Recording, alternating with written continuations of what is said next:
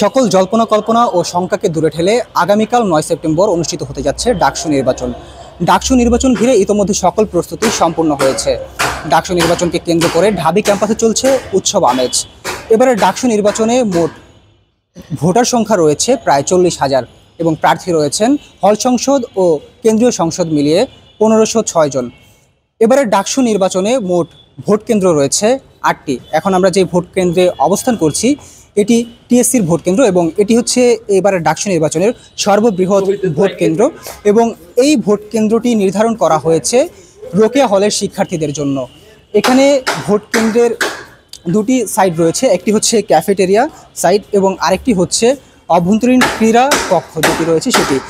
এবারে ডাকসু নির্বাচনে মোট ভোট কেন্দ্র রয়েছে 8টি এবং এর মধ্যে বুথ রয়েছে 810টি।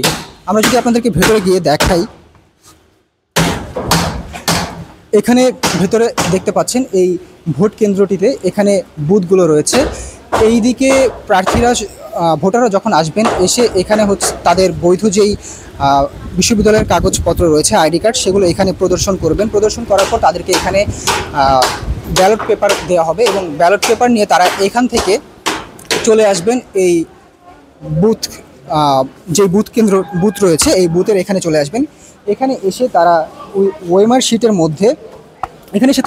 শিটের মধ্যে যেই প্রার্থীকে ভোট দিতে চান সেই প্রার্থীর পাশে ব্যালটের পাশে একটি ক্রস চিহ্ন এঁকে দেবেন এবং সেটি নিয়ে এখান থেকে তারা চলে আসবেন এই দিকটাতে ব্যালট থাকবে এবং তারা সেই ব্যালট বক্সের মধ্যে তারা সেই পেপারটি রেখে দেবেন। একজন ভোটারকে মোট 41 জন প্রার্থীকে ভোট দিতে হবে এবং তারা প্রতি প্রার্থীকে ভোট দেওয়ার জন্য সময় পাবেন হিসেব অনুযায়ী প্রায় 12 সেকেন্ড করে। ডাকসু নির্বাচনকে কেন্দ্র করে ঢাকা বিশ্ববিদ্যালয় ক্যাম্পাসে ব্যাপক নিরাপত্তা জোরদার করা হয়েছে এবং ডাকসু নির্বাচনকে কেন্দ্র করে বহিরাগত কেউ ঢাকা বিশ্ববিদ্যালয়ের ক্যাম্পাসে প্রবেশ করতে পারবেন না। শুধুমাত্র গণমাধ্যম কর্মী ছাড়া এবং ঢাকা বিশ্ববিদ্যালয়ের যে সকল বৈধ ছাত্র রয়েছে তারা ছাড়া আর কেউই ঢাকা বিশ্ববিদ্যালয়ের ক্যাম্পাসে এই নির্বাচনের দিন প্রবেশ করতে পারবেন না।